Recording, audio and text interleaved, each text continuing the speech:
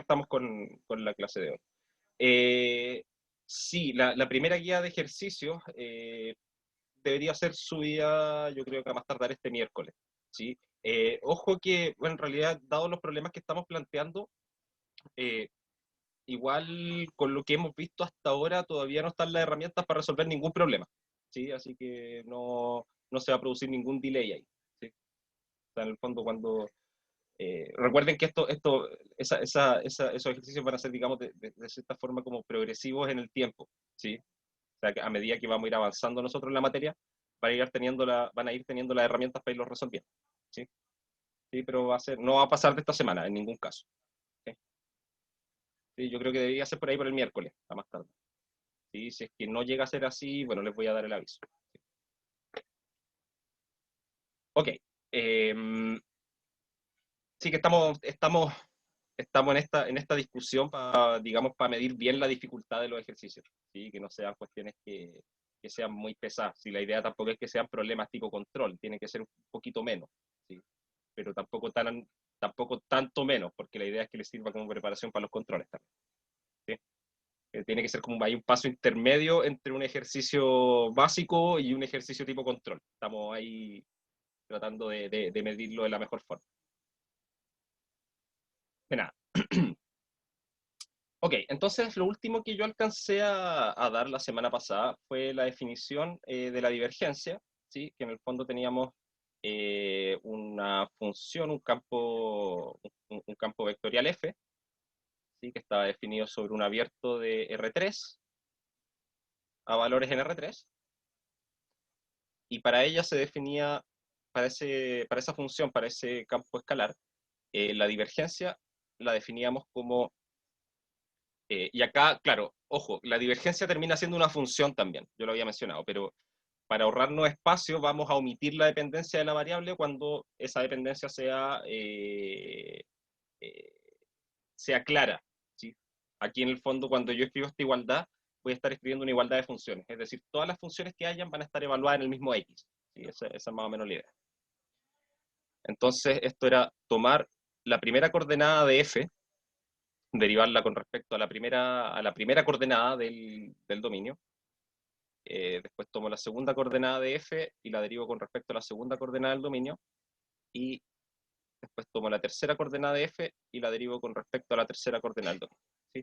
Eso es simplemente la definición en sí de la divergencia, ¿sí? Y ahora justamente iba a entrar a esto que mencionaron. En general, se puede usar la siguiente notación.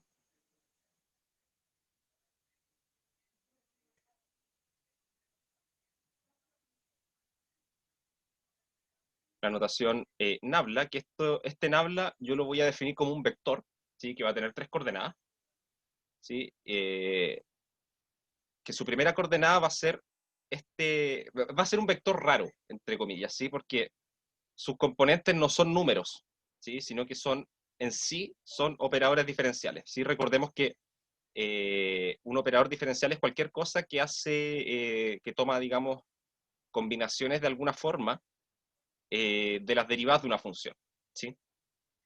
Entonces, en particular, este de acá, el dA de x, ¿qué es lo que hace? Toma una función, ¿sí? Y la deriva con respecto a la primera variable, ¿sí? Eso es un operador diferencial, me entrega otra función, que es la derivada parcial de esa función con respecto a x, ¿sí? Lo mismo pasa con este de aquí y con este de acá.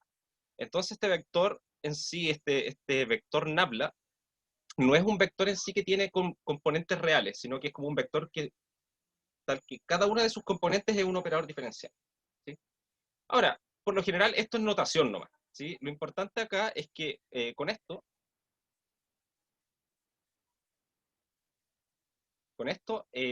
yo puedo anotar que la divergencia de un campo vectorial f es simplemente tomar este operador nabla y hacerle producto punto con f, ¿sí? Producto punto, ¿qué es lo que hacía?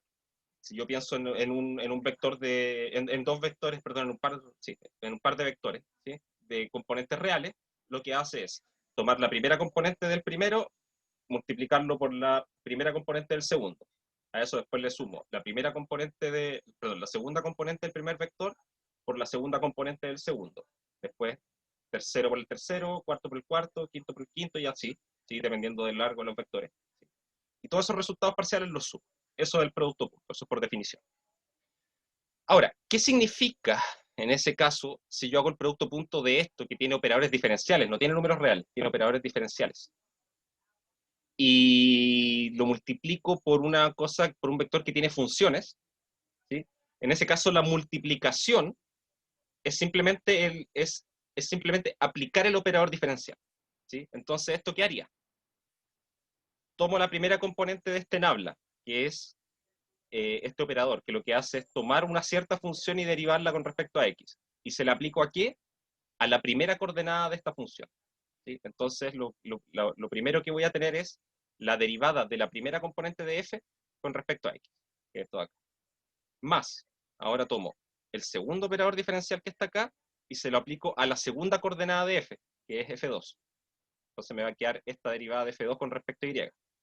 Y por último, tomo este operador diferencial que corresponde a derivar en la tercera coordenada, digamos, y se lo aplico a la tercera coordenada de f. Y me queda la derivada de f3 con respecto a c. ¿Sí? Y esos resultados parciales, como decía, los sumamos, porque eso es lo que hace un producto común. ¿Sí? ¿Queda clara esa notación? ¿Profe? Uh-huh. Entonces se podría decir que formalmente corresponde a una composición de funciones. Es algo así.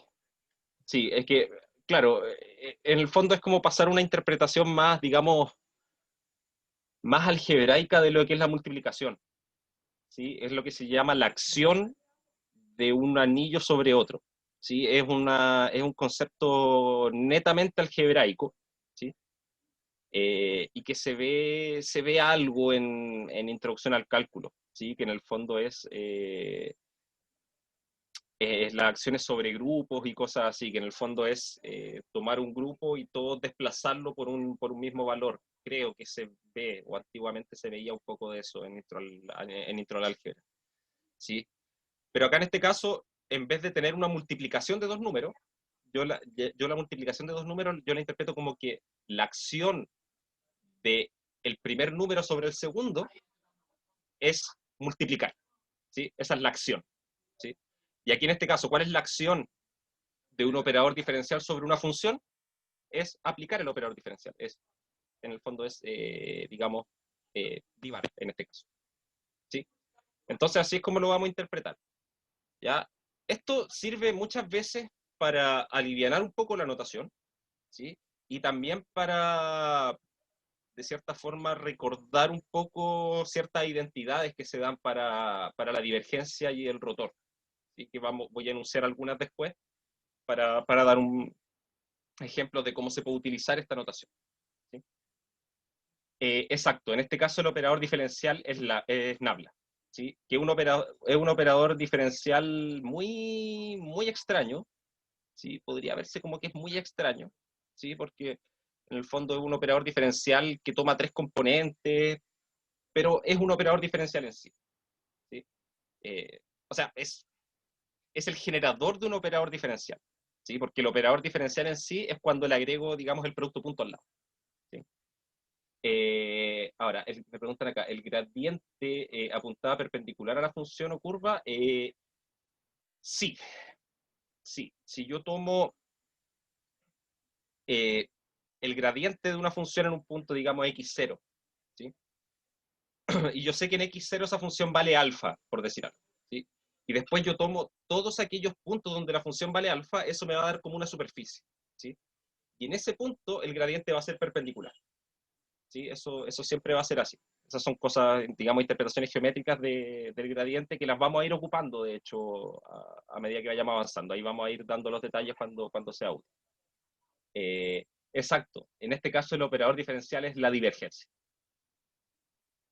Sí, en este caso el operador diferencial es la divergencia, porque la divergencia, ¿qué es lo que hace? Toma una función y ocupando las derivadas de esa función me entrega otra. ¿Sí? Y esto que está acá arriba.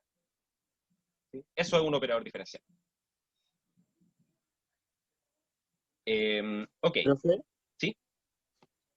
¿cuál es la diferencia, o sea, viendo el apunte, cuál es la diferencia entre nabla y nabla con una flechita arriba? ¿O es lo mismo? Es lo mismo. se pueden ocupar los dos indistintamente, ¿sí? Porque los dos tienen estructura vectorial, ¿sí? Entonces, de repente, para no recargar la notación, se ocupa nabla, ¿no? ¿Sí?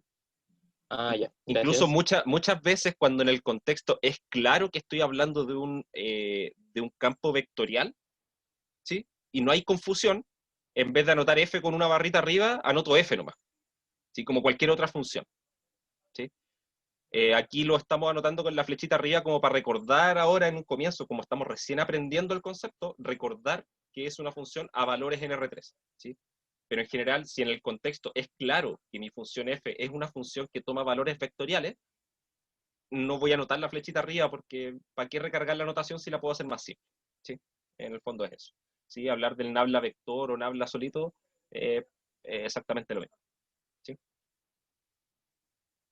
Eh, Ahora, para recordar un poco,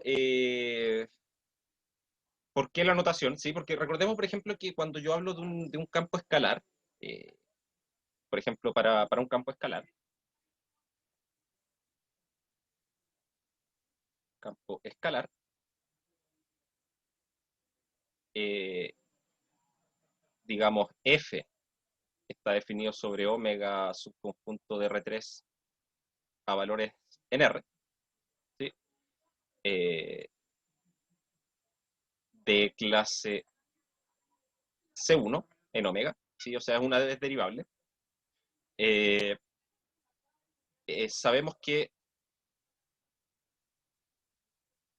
tiene asociado un gradiente,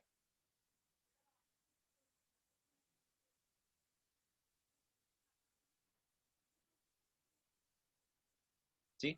Y por lo general, ese gradiente, ¿cómo lo denotamos? Ponemos nabla y f, ¿sí? Notemos que la notación clásica, entonces,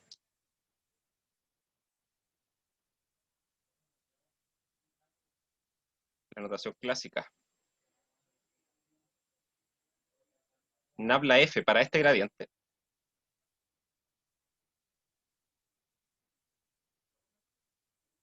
coincide con el valor dado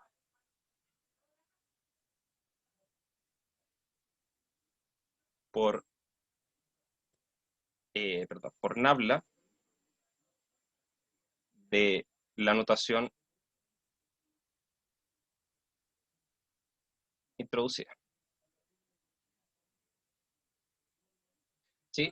Porque finalmente, si yo escribiese nabla f con la notación nueva que estoy dando, ¿esto a qué corresponde? Corresponde a tener yo acá un vector que tiene acá d a de x, d a de y, d a de z. Sí, que es lo mismo de arriba, pero ahora lo escribí como un vector así en vertical, ¿sí? Como uno suele escribir los vectores. Entonces ahí tengo nabla y lo que estoy haciendo acá es ponerle f. Y yo subentiendo que cuando tomo un vector y un escalar en el fondo, ¿sí? Si esto fuera un vector de números y esto fuera un número solamente, no una función, ¿qué es lo que hago? Eso es una ponderación, ¿sí? Así que el escalar entra hacia el vector y multiplica todos los valores, ¿cierto? Entonces aquí esto sería lo mismo. Esto finalmente se convertiría, teniendo cuidado que ahora, claro, la multiplicación no es una multiplicación, sino que es el aplicar el operador diferencial a la función. ¿Sí? Aquí es la primera componente que me quedaría. Me quedaría, en el fondo, esta derivada, ¿sí? Multiplicada por f. ¿Sí? O sea, me aparece acá de f a de x. En la segunda me va a aparecer de f a de y, y en la tercera me aparece de f a de z, ¿sí? Que es lo que se conoce usualmente como el gradiente de la función, ¿sí? Es el vector que tiene las derivadas parciales, ¿sí? Entonces, y fíjense que acá eso lo hice ocupando este nabla f como con la notación nueva, ¿sí? Así que es consistente con eso también, ¿sí? En el fondo es decir, cuando escribo nabla f lo que estoy haciendo es ponderar este nabla por una función escalar, ¿sí? Y lo que pasa ahí es que la función entra y queda derivada donde corresponde, ¿sí? Eso para tenerlo claro también, que esta notación, si bien es útil para la divergencia, también es útil para las cosas previas, también es útil para el gradiente, ¿sí?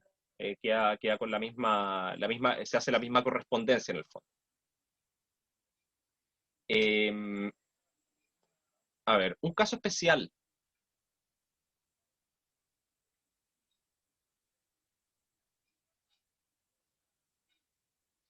Es que son lo mismo. Con esto que acabo de anotar aquí, estoy diciendo que si le aplico nabla así directamente a un campo escalar, es lo mismo que calcularle el gradiente. ¿Sí? Con esto de acá arriba estoy diciendo que en realidad la anotación no es ambigua. ¿Sí? Va a ser exactamente lo mismo. ¿Sí? Ahora, obvio, porque para hablar de un gradiente tiene que ser una función a valores en R. ¿Sí? Tiene que ser un campo escalar. ¿Sí? Pero si lo hago con un campo escalar, con este nabla, tendría que ser así, digamos, con una ponderación, ¿sí? Porque no puedo hacer un producto punto, por ejemplo, porque mi función f tiene una sola componente, no tiene tres. ¿Sí? No podría operar con otra cosa como un producto cruz tampoco, porque el producto cruz me pide dos vectores. ¿Sí? Mi única opción es hacer una ponderación. Y si hago esa ponderación, entre comillas, lo que me queda es lo que conocemos clásicamente como el gradiente de una función. ¿Sí? Un caso especial perdón, un caso especial es la divergencia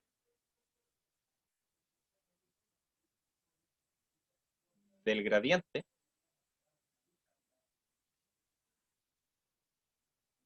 de un campo escalar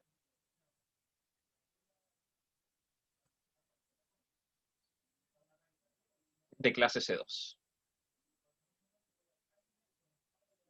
¿Sí? ¿Por qué va a ser un campo, o sea, por qué va a ser un caso especial? Más que nada porque este operador que nos va a aparecer ahora aparece bastante en la aplicación. ¿Sí? Aparece en la ecuación del calor, aparece en la ecuación de ondas, ¿sí? En varias dimensiones, aparece en muchos fenómenos físicos, de hecho, ¿sí? Y que tiene que ver con las segundas derivadas. En este caso, este va a ser un operador diferencial de segundo orden. ¿Sí? ¿Cómo podría yo deducir ese orden? ¿Sí? Fíjense que estoy hablando de la divergencia de un gradiente. O sea, el gradiente ya es una función. ¿Sí? Yo ya había explicado que la divergencia me termina entregando, digamos, siempre un campo escalar, pero el gradiente de aquí mismo, de arriba de la definición, se ve que yo tomo una función que va de R3 a R, digamos, y me entrega una función que va de R3 en R3. ¿Sí? O sea, el gradiente de una función, si es que está bien definido, es un campo vectorial. ¿Sí? Y como es un campo vectorial, le puedo calcular su divergencia. ¿Sí? Eh, entonces, ¿qué es lo que va a pasar acá? Resulta que si yo calculo la divergencia del gradiente de una función f, bueno, ¿esto qué es lo que me dice?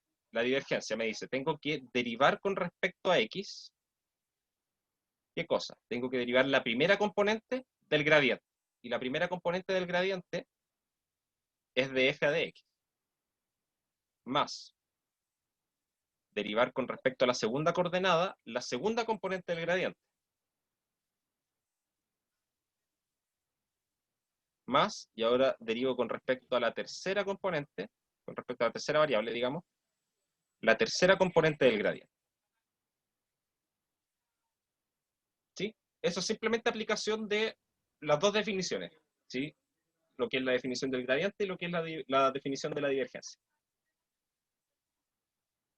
Pero ¿qué es lo que estoy haciendo acá? Estoy derivando con respecto a x la derivada de f con respecto a x. Eso es simplemente tomar la segunda derivada de f con respecto a x.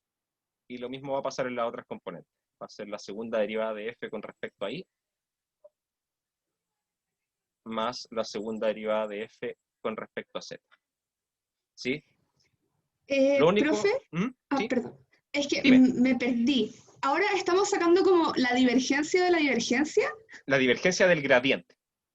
que no es lo mismo que la divergencia de la divergencia. No, porque de hecho a la divergencia tú no le puedes calcular la divergencia. ¿Sí? Porque la divergencia tú se la puedes calcular solamente a campos vectoriales. ¿Sí? Y Ya, la divergencia de una función cualquiera, ajá. la divergencia de cualquier campo vectorial, es siempre un campo escalar. Ah, ¿Sí? Siempre una perfecto. función que llega a valores reales, ¿sí? Porque es una suma de tres funciones que llegan a R. Ya. ¿Sí? Entonces Vale, aquí lo que gracias. sí puedo hacer es la divergencia de un gradiente. Eso sí lo puedo hacer. Ya, Profe, y gracias. se puede, Nada. el gradiente es un campo escalar y la divergencia es un campo vectorial. A ver, en este caso, f es un campo escalar, su gradiente es un campo vectorial. ¿Sí? Porque si yo calculo Ya. el gradiente de una función, me queda una función que a valores en R3. ¿Sí? Tiene 3 componentes. ¿Sí? Y a Ujú. ese, que es un campo vectorial, le calculo su divergencia, Que es un campo escalar. que es un campo escalar como resultado. ¿Sí? Que esta de Ya, acá, es suma de 3 derivadas de segundo orden. ¿Sí? ya, perfecto. Bacán. Sí, como dicen ahí, confuso. Sí, es un poco confuso al principio, pero porque son, digamos, conceptos nuevos. ¿Sí? Ahí hay que ir siempre recordando. Por eso yo hice harto hincapié, me acuerdo, cuando definí la divergencia. La divergencia se define para campos vectoriales. ¿Sí? ¿Por qué? Porque, bueno, necesito tomar una derivada, ¿sí? En cada una de las componentes de la función. ¿Sí? Entonces, la primera componente la derivo con respecto a la primera coordenada, la segunda componente con respecto a la segunda coordenada y la tercera componente con respecto a la tercera. ¿Sí? Ahora, si yo tengo un campo escalar, que es una función que llega a valores reales, yo a esa función sí le puedo calcular su gradiente. ¿Sí? Y ese gradiente va a ser un campo vectorial, porque es una función que va a tener tres componentes. ¿Sí? Tiene en su primera componente la derivada con respecto a x de la función, en la segunda la derivada con respecto a y, y en la tercera la derivada con respecto a z. ¿Sí?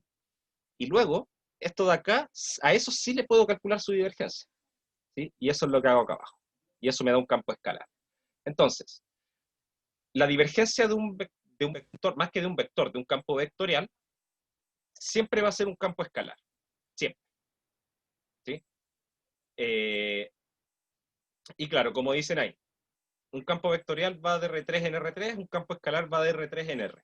¿Sí? El gradiente de un campo escalar, como mi función es de R3 en R, su gradiente va de R3 en R3. ¿Sí? Y a esa función que va de R3 en R3 le puedo calcular su divergencia. Y eso va a terminar siendo una función que va de R3 en R. ¿Sí? Por esto de aquí. Y ahí se ve. Es suma de tres funciones que van de R3 en R. ¿Sí? Es un poco enredado en un comienzo, ¿sí? Pero es cosa de irse acostumbrando a la notación. ¿Sí? Entonces, a este operador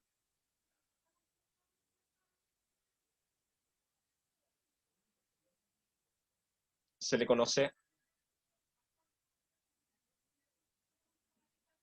como laplaciano de f. ¿Sí? Suele denotarse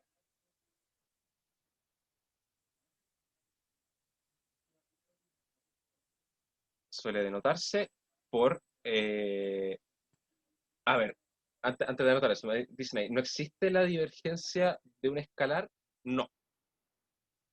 Si quieres calcular para un campo escalar algo que esté relacionado a la divergencia, tendrías que convertir de alguna forma ese campo escalar en un campo vectorial. Una forma de hacerlo es calculando gradientes. ¿Sí? Y es la forma útil. ¿Sí? Hay otras formas que puede ser pasando por algún otro operador entre medio, cosas raras. ¿Sí? Pero esto sirve más que nada para hacer la diferencia. O sea, yo que estoy diciendo, la divergencia se la tengo que aplicar siempre a un campo vectorial. ¿Sí? Si yo quisiera hacerlo con un campo escalar, no puedo directamente, pero una forma que suele aparecer en las aplicaciones es esta, ¿sí? La divergencia de un gradiente. ¿Sí? Exacto. Para campos que van de R3 en R3, puedo calcular divergencia y rotor. ¿Sí? El rotor vamos a definirlo en unos minutitos más. ¿Sí? Y para funciones de R3 en R puedo calcular el gradiente. ¿Sí? No, pero ojo, eso es para las funciones para las cuales puedo calcular. ¿Sí? Si la función va de R3 a R3, puedo calcularle divergencia. Si va de R3 en R, puedo calcularle gradiente. ¿Sí?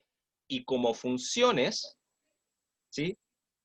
La divergencia de un campo vectorial termina siendo un campo escalar. Y el gradiente de un campo escalar termina siendo un campo vectorial. ¿Sí? Eso es por las definiciones más que nada. En el fondo es mirar, más que nada fíjense en cuántas componentes tiene el resultado. Eso es lo importante.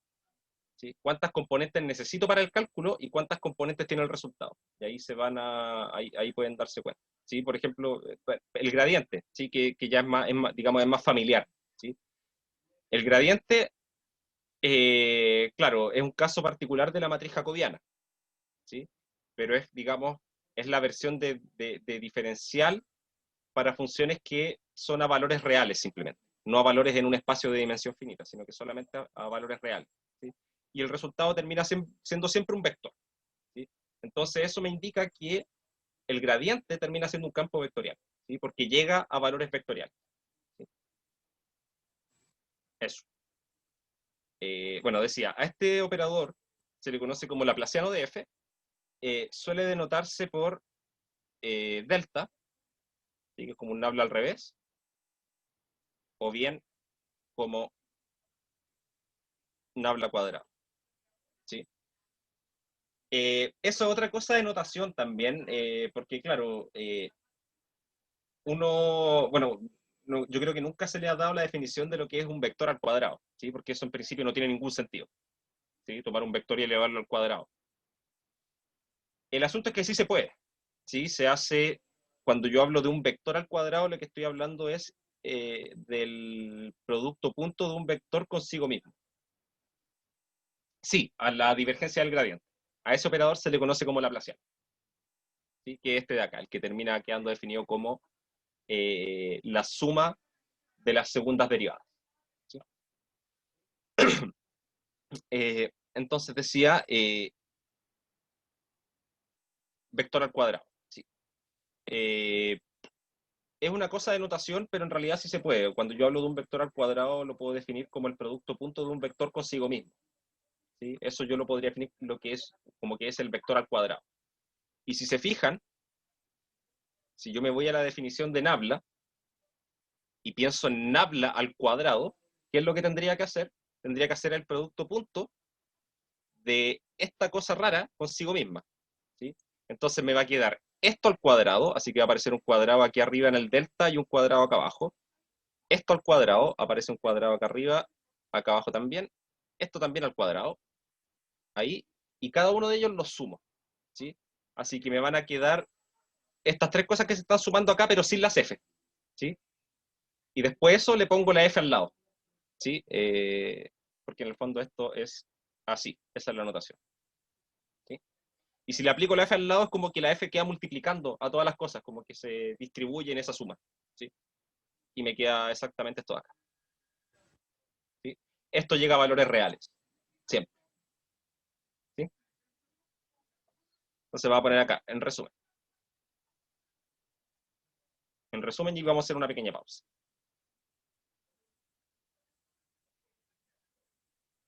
El gradiente está definido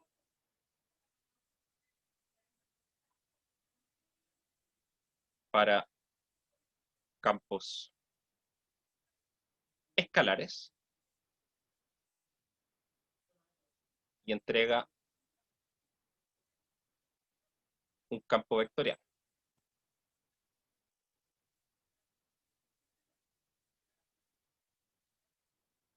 Y es un operador diferencial de orden 1. ¿Sí? Porque ocupa las primeras derivadas solamente. La divergencia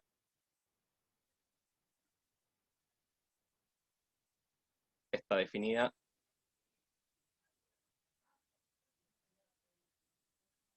para campos vectoriales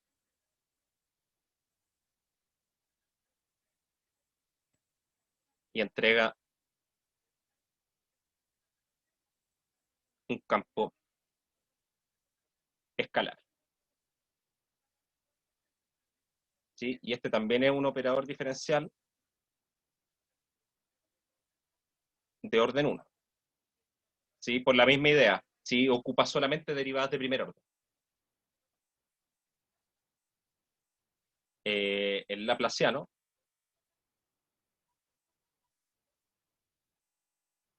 está definido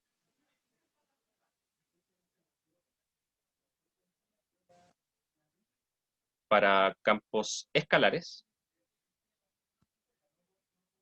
¿Sí? ¿Esto por qué? Porque primero tengo que calcular el gradiente. ¿Sí? Así que necesito un campo escalar para poder calcular el gradiente. ¿Sí? Y después a ese gradiente, que es a su vez un campo vectorial, ¿sí? Le calculo su divergencia. Así que el resultado va a ser un campo escalar. Entonces, y entrega un campo escalar. Y esto va a ser un operador diferencial de orden 2. ¿Sí? ¿Y eso por qué es de orden 2? Porque ocupa las segundas derivadas. Ocupa derivadas de segundo orden. ¿Sí? ¿Queda más claro ahí con ese resumen? ¿Sí? Así como para que lo tengan presente. Eso va a ser importante, más que nada en la operatoria que podría pasar. ¿Sí? Cuando empecemos a mezclar, digamos, gradientes con divergencias laplacianos, rotores. ¿Sí? Hay que siempre saber para qué funciones están bien definidos estos operadores, y la función que me entrega, necesito saber si va a ser a valores vectoriales o a valores escalares. ¿Sí? Bacán. Entonces, son las 3:13. Voy a dar un ejemplo. ¿Sí? Voy a hacer un ejemplo de laplaciano. ¿Sí? Porque ahí vamos a ocupar gradiente y divergencia. ¿Sí? Entonces voy a tomar la función f de x, y, z. Voy a tomar la misma que está en el apunte, ¿sí? Porque de hecho no está desarrollado, simplemente vomitan ahí cuánto vale el laplaciano. Sí, al tiro. Ahí. Ya. Esta función que acabo de definir ahí, ¿sí? Que toma un punto de R3 cualquiera y me entrega eso de ahí, ¿sí? Que es la suma de los cuadrados de las componentes dividida por 2. ¿Sí? Eso de ahí es un campo escalar, ¿sí? Una función que va de R3 a R. ¿Sí? Calculemos primero su gradiente. ¿Sí?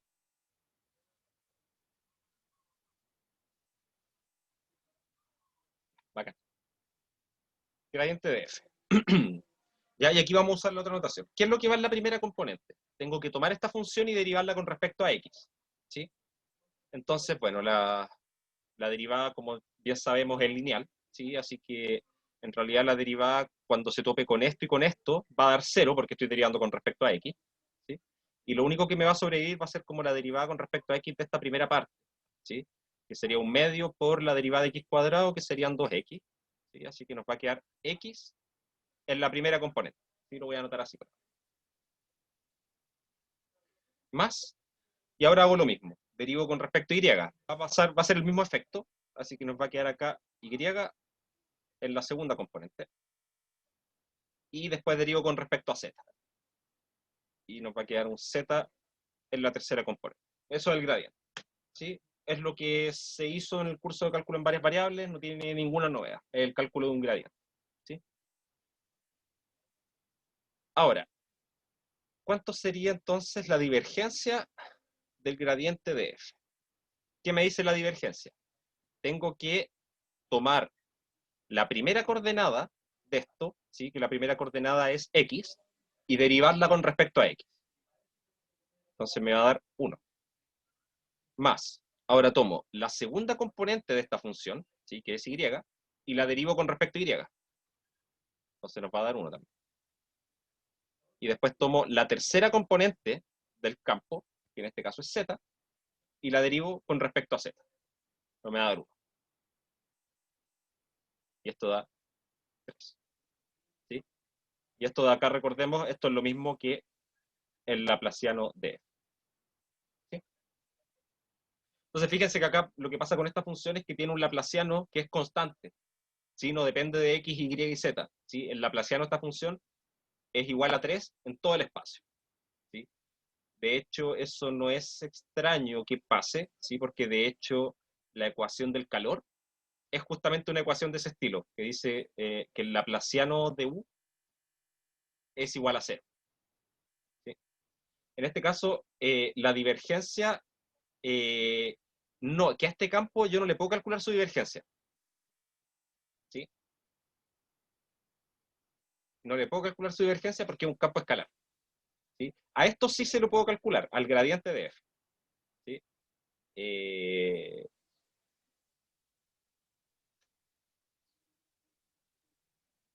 Eso es una pregunta bien compleja. ¿Sí?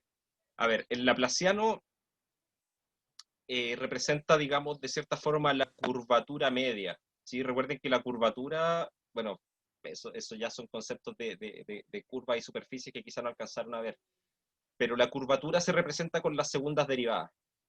¿Sí? Piensen que, por ejemplo, cuando yo sé que para que una función sea convexa en alguna parte, yo sé que la segunda derivada tiene que ser mayor o igual a 0. ¿Sí? Y para que sea cóncava tiene que ser menor o igual a 0. ¿Sí? Entonces, de cierta forma, y mientras más grande que 0 sea, ¿sí? Mientras más positivo sea ese valor, la curva como que se cierra más. ¿Sí? Piénsenlo con una parábola, por ejemplo. ¿Sí? Donde el coeficiente a, que representa el que multiplica x cuadrado, mientras más grande sea, más cerrada es la curva, pero es siempre convexa. ¿Sí? Eso significa que mientras más grande sea a, mayor es la curvatura que hay. ¿Sí? Y lo mismo pasa si me voy desde el 0 hacia los números negativos. Mientras más negativo sea, va a ser más cerrada, ¿sí? Va a ser más acentuada, digamos, la curvatura de esa parábola, pero va a ser hacia el otro lado, va a ser cóncava. Entonces, de cierta forma, el laplaciano tiende a representar una especie de curvatura media de una superficie. ¿Sí? Esa es como una representación geométrica. Es bien complejo estudiarlo. ¿Sí? ¿Y qué significa que sea constante? Significa que esa curvatura media es constante. ¿Sí? Y eso no es extraño por lo que decía. De hecho, la ecuación del calor, la solución de la ecuación del calor tiene que cumplir que su laplaciano vale 0. ¿Sí? O sea, es como, digamos que su curvatura media en todo el espacio es 0. ¿Sí? Eso ya sale por cosas físicas que en realidad no sabría explicar bien en este momento. ¿Sí? Vamos a estudiar la ecuación del calor más adelante. Pero ahí aparece el laplaciano, y de hecho el laplaciano en la ecuación del calor es siempre el laplaciano igual a 0, o laplaciano igual a alguna constante, y eso ya implica cambios de variable y cosas raras. ¿Sí? Pero esa es más o menos la idea de lo que representa el laplaciano. ¿Sí? Ok, a ver, son las 3:20. Vamos a hacer una pausa, 10 minutos, a las 3:30 seguimos. ¿Ya? Ahora, voy a dejar acá como ejercicio, para que lo miren mientras tanto. ¿Sí? En estos 10 minutitos, para que le peguen una mirada y a ver si queda claro el concepto. Voy a tomar f de x, y, z. Esto va a ser igual x por y por z, z por x. ¿Sí? Fíjense que acá yo puedo ocupar indistintamente esta notación de acá, que en el fondo x por y gorro, y por j gorro, z por k gorro. O esta de acá. ¿Sí? Esto es exactamente lo mismo que escribir x por y en y gorro, y más yz en j gorro, más zx en k gorro. ¿Sí? Es exactamente lo mismo. Entonces les voy a dejar esa función y a ver si me pueden decir cuánto vale la divergencia de.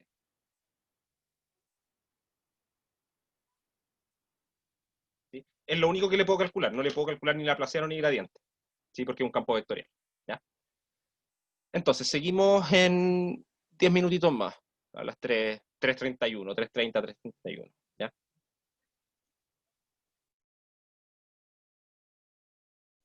Yo voy a hacer un tecito mientras tanto, ahí voy a volver un poquito antes de la hora para ver si tienen alguna consulta.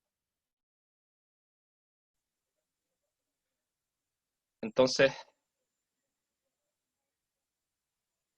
como varios escribieron ahí en el chat, esto da x más y más z. Eso, eso coincide con lo que decía, eso es un campo escalar, ¿sí? El resultado. ¿Sí? Es una función que va de R3 a R. Perfecto. Entonces, vamos a pasar a la siguiente definición, ¿sí? Que es el rotor de un campo vectorial, en este caso, ¿sí? Entonces, sea F definido sobre un abierto omega de R3 a valores en R3, un campo vectorial nuevamente de clase C1, y eso es lo que vamos a requerir. Se define el rotor de F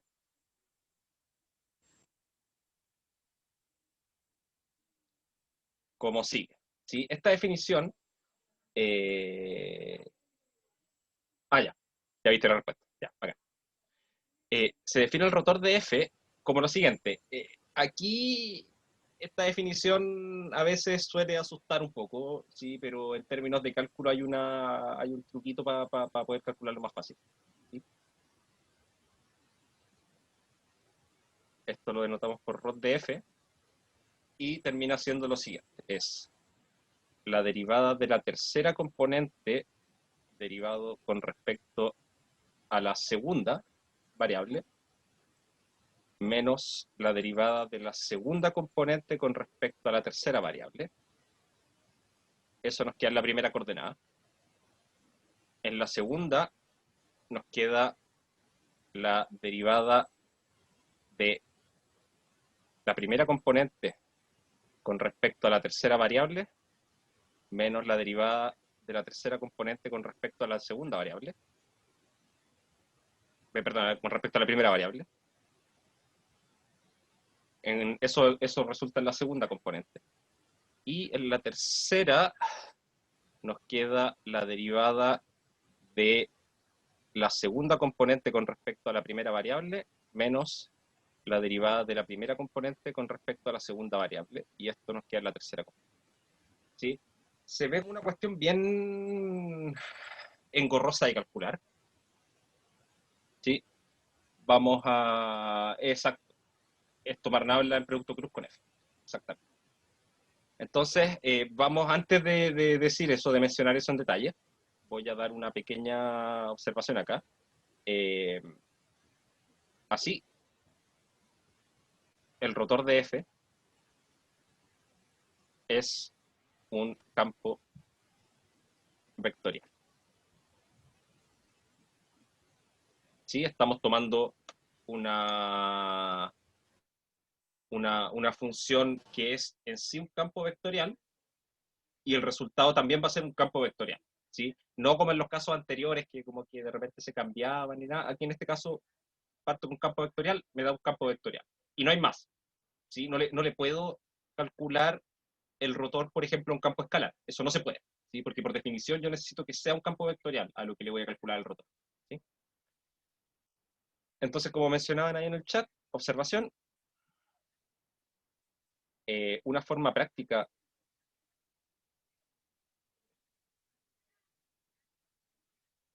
de calcular el rotor es la siguiente.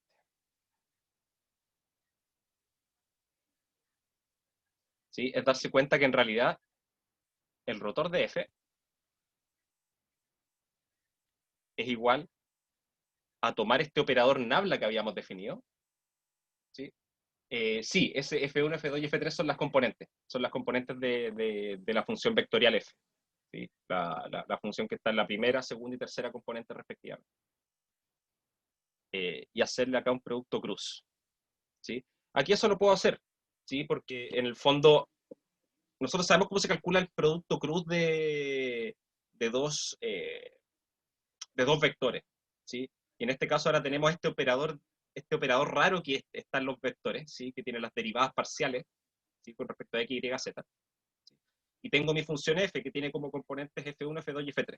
Y si yo hago el producto cruz de eso, lo que nos da es justamente lo de arriba, ¿sí? Ahora, Recordemos que para calcular un producto cruz se puede hacer ocupando esta formulita que está asociada con el determinante de una matriz, ¿sí? Y lo que hago en esa matriz es poner las coordenadas acá arriba. Aquí al medio pongo lo que corresponde al primer vector.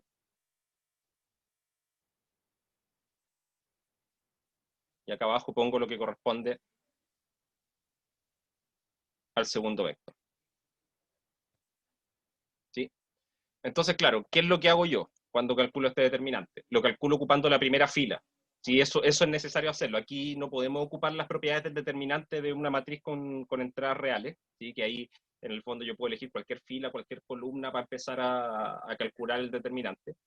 Aquí hay que hacerlo con la primera fila, ¿sí? Porque esto es como una mnemotecnia, finalmente. ¿Sí? Entonces, tomo este i, el i gorrito, y elimino entonces la primera fila y la primera columna, ¿sí?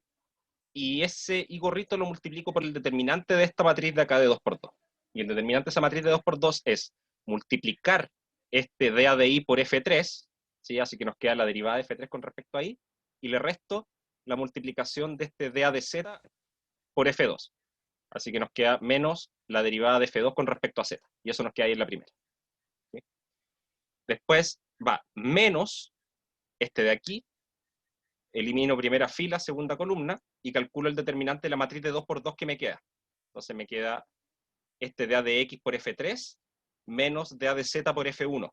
¿Sí? Y si se fijan, aquí esa resta está anotada al revés, pero eso es simplemente por el signo menos que tenía que estar afuera, que lo pasé para adentro. Eso me queda en J. Y en K, la misma idea. Tomo K, elimino primera fila, tercera columna, y calculo el determinante de esta matriz de 2 por 2, que es dF2 a dx menos dF1 a dy. ¿Sí? Y eso nos queda, finalmente, con eso nos bota finalmente el rotor de este campo vectorial.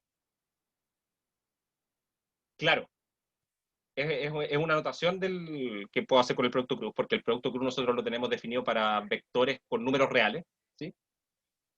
Pero claro, es una acción que hay entre medio, ¿sí? Es una acción que hay entre lo que es, cómo afecta un operador diferencial a una función, ¿sí? Y cómo la afecta, bueno, aplicando la derivada correspondiente, ¿sí? Y eso es lo que está haciendo acá. Así se interpreta la multiplicación en este caso, ¿sí? Y nos queda esto de acá. Entonces, por ejemplo, vamos a dar un pequeño ejemplito acá. Ejemplo. Voy a tomar, vamos a tomar f de x, y, z, y voy a tomar el mismo de delante. ¿Sí? Lo voy a anotar ahora de otra forma. xy, yz, xz. ¿Sí? Ya, ese de ahí es un campo vectorial. ¿Sí? Fíjense que aquí ocupé indistintamente las tres notaciones posibles, ¿sí? Porque yo les dije, para el ejemplo anterior, les dije que esto es lo mismo que anotar xy por y gorro, más yz por j gorro, más xz por k gorro, que es lo mismo que anotar el vector en vertical, y eso es lo mismo que anotarlo en horizontal con las comas, ¿sí? Esas tres notaciones se pueden ocupar indistintamente, dependiendo de cuál le acomode más, cuál sea más útil en términos de espacio, en términos de cálculo. Eso es pura ejercitación, ¿sí? Lo importante es reconocer las componentes, ¿sí? Entonces, bueno, ¿cómo queda el rotor de esto? Bueno, es este determinante. Pongo i acá, j acá, k aquí, y aquí voy a introducir una nueva notación que permite a veces también ahorrarse un poquito la escritura, ¿sí? En vez de anotar así dA de x, esto también se puede anotar así: d sub x, d sub y, d sub z, ¿sí? Estas dos cosas son iguales, ¿sí? Anotar esto o anotar esto es lo mismo, ¿sí? Voy a explicar lo que es el rotor. Voy a explicarlo. Voy a hacer este cálculo y voy a explicar cuál es la interpretación geométrica del rotor. Y acá abajo lo que pongo son las componentes correspondientes de la función. Entonces, aquí va la primera componente de la función, aquí va la segunda, y aquí va la tercera. Y hago el cálculo. ¿Sí? Entonces, ¿qué es lo que va a ir en la primera componente? va a ir el determinante de esta submatriz de acá. Entonces, tengo que tomar esto y derivarlo con respecto a y, que me da 0, y restarle esto derivado con respecto a z. Entonces nos va a quedar acá menos y en y gorro. En la segunda, aquí va un signo, va a ser menos j gorro, ¿sí? Y el determinante de esto. En el fondo tengo que derivar esto con respecto a x y esto con respecto a z. ¿Sí? Al derivar esto con respecto a z me da 0, y al derivar esto con respecto a x me da z. ¿Sí? Y aquí, como hay un signo menos involucrado, va a quedar también menos z. Y en la tercera componente, acá, tengo que tomar el determinante de esto de aquí. Entonces tengo que derivar esto con respecto a x y restarle esto derivado con respecto a y. Y eso nos va a dar simplemente menos x en k. ¿Sí? Que es lo mismo que anotar el vector menos y menos z menos x. ¿Sí? Y ese es el rotor de este campo vectorial. Eso, importante acá, si no recuerdan bien cómo se hace el cálculo de los determinantes, dos cosas. Pueden revisar el apunte de álgebra lineal, ¿sí? O bien podrían ustedes ponerse de acuerdo, ¿sí? Y durante la semana, en algún momento, fijamos un horario y vemos un repaso rapidito por Discord, ¿sí? Yo no tengo ningún problema, ¿ya? Ok. Tenemos eso de ahí. Eso es lo que es el rotor, ¿sí? En cuanto Profe, al cálculo, ¿sí? eh, como dijo que podíamos utilizar notación de producto punto y producto cruz, Ujú. ¿sigue siendo válidas las propiedades del producto punto y el producto cruz al aplicar esto, como por ejemplo la perpendicularidad y esas cosas? No, porque geométricamente en Rn, claro, uno habla de vectores perpendiculares cuando el producto punto es 0, ¿sí? Pero eso es porque son multiplicaciones de números. Acá cuando ya son operaciones sobre funciones ya es un poco distinto. Pero sí hay algunas que hay algunas propiedades que sí se cumplen. Una es la linealidad, que de hecho vamos a trabajar un poco con eso, ¿sí? La linealidad del producto punto, la linealidad del producto cruz. Hay que tener ojo porque acá no podemos hablar, por ejemplo, de nabla.f, no es lo mismo que anotar f.nabla, ¿sí? Como que ahí el producto punto ahora ya no es conmutativo, ¿sí?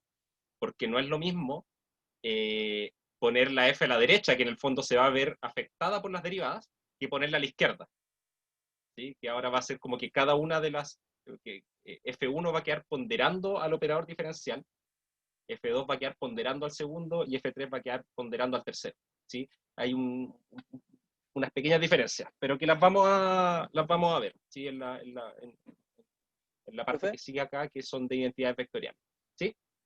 entonces no es que realmente como que el rotor, la divergencia sean en el fondo productos punto, productos cruz, sino que son como mnemotecnias para recordarlo, ¿no? Exacto, exacto, Ah, ya, ya. exacto, exacto. Sí, Gracias. de nada. Ok, entonces, o sea, es que sí, o sea, lo que pasa es que el producto punto y el producto cruz, cuando se estudia con vectores, con componentes reales, tiene esas propiedades, ¿sí? En realidad yo podría partir al revés, en el fondo definir el producto punto y el producto cruz en un contexto más general, como acciones de un elemento sobre otro, ¿sí? Y en el caso de vectores con números reales, esa acción termina siendo la multiplicación. Y como la multiplicación de números reales es conmutativa, salen todas estas otras propiedades, ¿sí? Que en general no se tienen, ¿sí? Ah, ya. Es como eso, ¿sí? Ya, vale, gracias, profe. De nada. Ya. Me preguntaban sobre interpretación del rotor. A ver, el rotor eh, lo podemos entender de la siguiente forma. Cuando yo tomo dos vectores en perdón, en Rn o en R3, ¿sí? Porque ahí es donde el producto cruz está definido de manera simple, ¿sí? Se puede definir en Rn, pero es un cacho y en realidad por eso no se hace en álgebra lineal, por eso no se define. Si yo tomo dos vectores en R3 que están así, ¿sí? Si me están viendo en la cámara, ¿sí? Los tengo ahí en alguna parte. el producto cruz, nosotros sabemos que en realidad como que, bueno, si este es el primero, este es el segundo, yo hago la regla de la mano derecha, y el tercer vector, el resultado, el producto cruz de los dos, es un vector que va a ser perpendicular a esos dos, ¿sí? Entonces, en el fondo, toma estos dos y me entrega a otra dirección. Ahora, si yo a eso le diese movimiento, de cierta forma, resulta que si estos dos vectores, por ejemplo, van rotando en el mismo plano, ¿sí? Y no cambian su ángulo ni su tamaño, ¿sí? Sino solamente que estos dos están en un plano y van cambiando su dirección, pero dentro del mismo plano, sin salirse de ese plano, ¿sí? El rotor no va a cambiar, ¿sí? ¿Por qué? Porque en el fondo es como que todo el plano está rotando junto, ¿sí? ¿Qué pasaría ahora si en vez de eso, si yo tengo estos dos en un plano y uno de ellos empieza a cambiar de plano, ¿sí? Eso va a producir que el producto cruz, que el rotor vaya cambiando, ¿sí? Podría hacerse cero incluso en algún momento. Lo que pasa con el rotor es que, bueno, así como con el producto cruz nos está entregando una dirección que es perpendicular siempre, ¿sí? Y que nos está midiendo de cierta forma el grado de rotación, ¿sí? Se puede ver, por ejemplo, en la rotación de un disco, ¿sí? Donde, por ejemplo, la velocidad lineal de un punto del disco es igual al producto cruz entre su velocidad angular y la posición del punto, ¿sí? Y eso, claro, va a ser un vector constante, ¿sí? Digamos de módulo constante, pero que va a cambiar su dirección dependiendo de qué punto del mismo círculo yo estoy midiendo, ¿sí? En términos prácticos, el rotor lo que hace es cuantificar para este campo vectorial infinitesimalmente el grado de rotación que tiene el campo, ¿sí? Por ejemplo, supongamos que yo tengo una especie de unas aspas, por ejemplo, bien chiquititas. Estoy mirando así muy de cerca, microscópicamente, un fluido que está afecto a algún campo vectorial en su movimiento, ¿sí? Y pongo estas aspas que están acá, ¿sí? Con un eje. Eso, dependiendo de las fuerzas que estén actuando, van a hacer que este disco gire o no gire, ¿sí? Por ejemplo, si el campo es laminar, que se le llama así, laminar cuando está apuntando todo en la misma dirección, ¿sí? Como que está ordenadito, apuntando siempre en la misma dirección, y yo pongo las aspas de un molino acá, ese molino no se va a mover, porque la fuerza que le voy a aplicar a un lado se va a contrarrestar con la fuerza que le estoy aplicando al otro lado, y eso se va a quedar quieto, ¿sí? Y eso es lo que vamos a llamar un campo irrotacional. Y si yo lo veo así, es un flujo laminar, ¿sí? Es algo, todo se está moviendo en la misma dirección constantemente, a una misma velocidad, todo parejito. Eso no está rotando de ninguna forma, no provoca turbulencias adentro, ¿sí?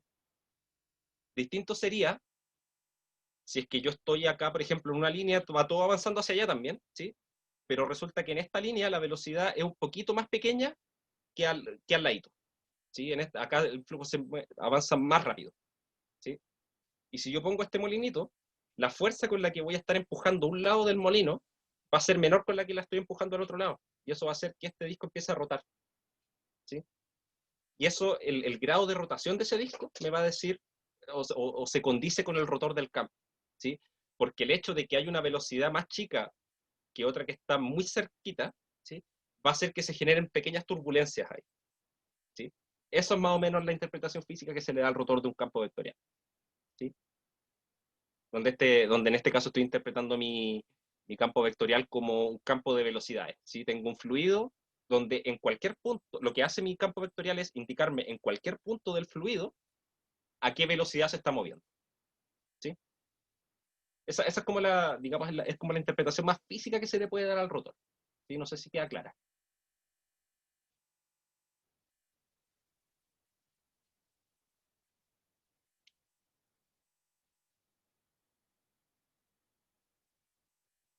Díganme ahí para ver si continúo o no. Bueno, de todas formas, igual cuando veamos después el teorema del rotor, justamente, vamos a ver que en realidad medir como, digamos, el trayecto sobre una curva, sobre la orilla de una superficie, es lo mismo, de cierta forma, que sumar los aportes del rotor en cada uno de sus puntos infinitesimalmente, ¿sí? ¿Por qué? Porque las influencias externas se van a ir cancelando y lo único que me va a quedar va a ser el movimiento sobre la línea de afuera. ¿Sí? Ahí vamos a profundizar en eso. Ok. Ahora, esto para ¿Profe? hacer... ¿Sí?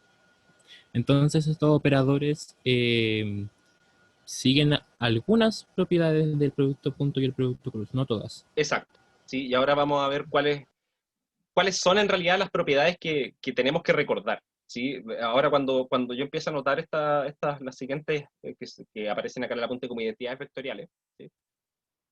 Van a darse cuenta que en realidad a veces esta notación con nabla puede ser bien útil para recordar algunas propiedades que tienen estos operadores. ¿Sí? Estas las voy a enunciar simplemente, ¿sí? Es un buen ejercicio de mostrarlas, ¿sí? Porque al final termina siendo pura matraca en realidad. ¿Sí? Es anotar las derivadas, agruparlas, reacomodarlas y todo eso. ¿Sí? No es nada del otro mundo. ¿Ya? Esta aparece acá como identidades vectoriales, pero en realidad son propiedades de estos operadores. Y las dos más importantes, ¿sí? Van a ser estas de acá. Primero, para todo lambda en R, la divergencia de f más lambda g es igual a la divergencia de f más lambda veces la divergencia de g. Este concepto ya deberían identificarlo. Esto quiere decir que la divergencia es lineal. ¿Sí? Tomo una combinación lineal de campos vectoriales, ¿sí? Y el resultado es, bueno, separar la suma y botar las constantes hacia afuera.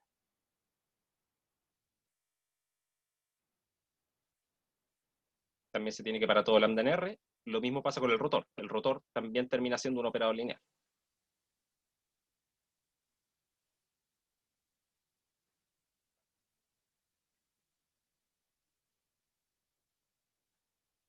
¿Sí? Ahora, otro par de propiedades que es interesante, ¿sí? No se me ocurre una forma física de explicar esto de acá, ¿sí? Pero es una identidad matemática que se da. A ver, el rotor toma un campo vectorial y le calcula su rotor, ¿sí? Y me da otro campo vectorial. Y a ese campo vectorial yo le puedo aplicar su divergencia ahora, ¿sí? Resulta que al hacer esa operación, esto siempre me va a dar 0. ¿Sí? Y si yo le calculo el rotor a un gradiente, ¿sí? Ojo acá que esto tiene que ser un gradiente, ¿sí? No puede ser una divergencia, porque la divergencia me da un campo escalar, y el rotor yo se lo aplico a campos vectoriales. También es 0. ¿Sí? Aquí esto se le pone nombre, ¿sí? Se dice los rotores son solenoidales, y a esto se dice que los gradientes son irrotacionales. A ver, ¿cómo se podría entender esto quizá de forma geométrica? ¿Saben lo que es un solenoide? No, No, A ver, solenoide. No.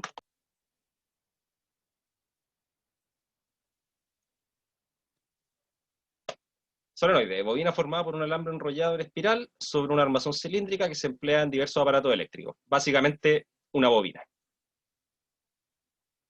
¿Sí? Eso es un solenoide. ¿Sí?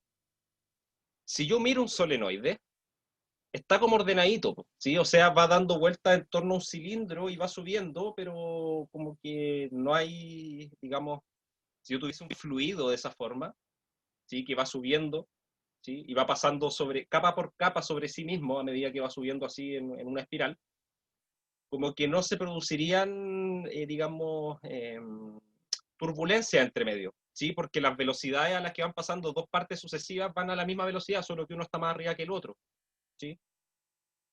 Si bien esto iría rotando en torno a un cilindro, no se generan turbulencias entre medio, ¿sí? Esa es la idea del solenoide, ¿sí? Lo podría pensar como el flujo de electrones adentro de un cable, ¿sí? No se van a producir turbulencias, sino que va a ir todo ordenadito, ¿sí? Entonces, perdón. No era eso lo que quería decir. Eso es lo que quería decir con el gradiente, perdón. Eso iba en otro sentido. Olviden lo que dije. Cuando tengo esta estructura, digamos, en forma de cilindro, esto es lo que quería decir. Yo había mencionado algo sobre la divergencia, que era como este grado de qué tanto las cosas se alejan o se acercan a ese punto, ¿sí? Qué tanto divergen o convergen a ese punto, qué tanto se van acumulando adentro o expandiendo hacia afuera, ¿sí? Y en esta estructura, que es ordenadita hacia arriba, las cosas avanzan, no se alejan ni se acercan, ¿sí? Sino que va todo como ordenado, ¿sí? Entonces por eso se dice que los rotores son solenoidales, ¿sí? Eso en general, algo que es solenoidal siempre va a ser algo con divergencia nula, ¿sí? Y acá cuando digo que los gradientes son irrotacionales, bueno, en realidad cualquier campo vectorial que tenga rotor cero lo vamos a llamar irrotacional, ¿sí? Ahora, ¿cómo interpreto que los gradientes sean irrotacionales? El gradiente lo que me indica es siempre la dirección de máximo crecimiento de una función, ¿sí? Claro, es como respecto al eje del cilindro, ¿sí? En el ejemplo, ¿sí? Como que nada se aleja ni se acerca a ese eje, ¿sí? Entonces, eh, no hay, eso me implicaría como divergencia nula, ¿sí? Ahora, el gradiente siempre me indica la dirección de máximo crecimiento de una función en un punto, ¿sí? Imaginen que esa dirección de máximo crecimiento, si yo me muevo un poquito de ese punto, la cuestión como que gira mucho, ¿sí? O sea, eso significaría que tiene un rotor positivo, ¿sí? Entonces, como que esa función tendría que ser bien rara, ¿sí? Porque como que yo me muevo un poco y la dirección de crecimiento está hacia allá. Si me muevo otro poquito, ahora está para allá. Después está para acá. Y va como formando círculos, ¿sí? Y va formando como una espiral ahí. Y eso me indicaría que en realidad como que, no sé, como que la función es más grande que sí misma en todo punto. Sería un concepto súper raro, ¿sí? Como que en una parte estaría diciendo, no, es que aquí localmente la función crece hacia allá, pero aquí al ladito crece hacia el otro lado, como que se produce una turbulencia que no debería ocurrir, ¿sí? Y eso la única forma que pasa es que la función no sea derivable en el punto, ¿sí? Porque si no tendría que irse infinito, ¿sí? Es más o menos ese el concepto, ¿sí? Entonces por eso los gradientes terminan siendo irrotacionales, ¿sí? Eso es como una interpretación geométrica lo más cercana que puedo dar, ¿sí? Es un poco complicado explicarlo en términos prácticos, ¿sí? Ahora, voy a anotar un par de identidades más antes de terminar la clase, porque ya estamos casi en la hora. Más que nada para que vean el uso que yo le puedo dar a esta notación con Nabla. Voy a calcular la divergencia ahora del producto de un campo escalar por un campo vectorial. Eso lo puedo hacer, ¿sí? Porque en el fondo esto significa que esta f chica está ponderando cada una de las componentes de la f grande, ¿sí? Y esto va a ser f multiplicado por la divergencia de f grande más, voy a anotar solo esta, y ahí vamos a ir con las demás en la próxima clase. Y acá ahora va a ser el gradiente de f en producto punto con f grande, ¿sí? Fíjense que esto, de cierta forma, es una regla de la cadena, ¿sí? Tengo acá, perdón, una regla de producto, ¿sí? Tengo acá la divergencia de una multiplicación de funciones. Y acá tengo como una de las funciones sin derivar por la derivada, entre comillas, de una de ellas, más ahora la segunda sin derivar, multiplicada con la primera que está derivada, ¿sí? Y aquí el operador nabla, perdón, es el que afecta a las dos funciones. La afecta a esta, la afecta aquí, a la f grande la afecta aquí y a la f chica la afecta acá. ¿Y de qué forma? bueno, este es un campo escalar, necesito que la forma en que nabla afecta a f grande sea algo que también me dé un escalar para poder multiplicar después, ¿sí? Porque el resultado tiene que ser un escalar. Entonces, ¿qué operador le puedo aplicar yo a un campo vectorial para que me dé un campo escalar? La divergencia, ¿sí? Ahí está. Y lo mismo acá. Yo sé que ahora f queda sin tocárselo, ¿sí? Va a quedar f vectorial ahí, ¿sí? Y tengo que aplicarle algo, ¿sí? Que no sea un operador diferencial, tengo que hacer algo, tengo que aplicarle un operador diferencial a f para que después al operar esas dos me quede algo escalar. Entonces a mí me gustaría que al aplicarle un operador diferencial a este f escalar me dé algo vectorial para después hacer un producto punto y que el resultado sea un escalar. Entonces esto tendría que ser el gradiente, ¿sí? Esa es una forma de ver como que en realidad como que se habla como que de cierta forma distribuye una especie de regla de producto, ¿sí? Eso se puede demostrar en realidad, eso es como para recordar un poco cómo funciona, ¿sí? Pero en realidad para la demostración en sí se hacen los cálculos directos, ¿ya? Ok, vamos a... No sé si voy a enunciar todas estas propiedades, yo creo que sería bueno que las puedan mirar en el apunte, ¿sí? Y enfocarse sobre todo en las 4 primeras, que son las más importantes, ¿sí? Estas 4 de acá, y esta háganla como ejercicio, ¿sí? Para que vean que efectivamente esta identidad se cumple, ¿ya? Eso, ¿sí? Ya estamos pasados en 2 minutos, así que dejamos la clase hasta acá. No sé si hay alguna consulta.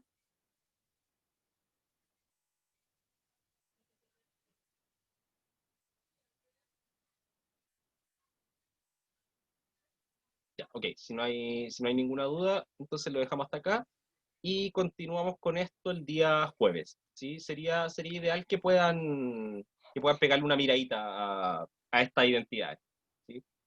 De nada. Sí, voy a Chao, estar profe, en gracias. Discord. Chao, chao, que estén bien. Sí, voy a Chao, estar en profe. Discord más tarde. Ah, lo que les decía, si quieren pónganse de acuerdo y vemos el asunto de los determinantes. Sí, pónganse de acuerdo, fijamos un horario que a ustedes les acomode y nos conectamos y vemos qué podemos hacer por eso. ¿Ya? Chao, profe. Ya. Chao, chao, que estén bien. Chao, profe, Que tengan una buena gracias. Chao, semana. profe, que esté bien. Chao, profe, muchas Chao, gracias. profe. Chao, Chao, chao. profe, gracias. Y ahí me avisan nomás cualquier cosa. Chao, chao.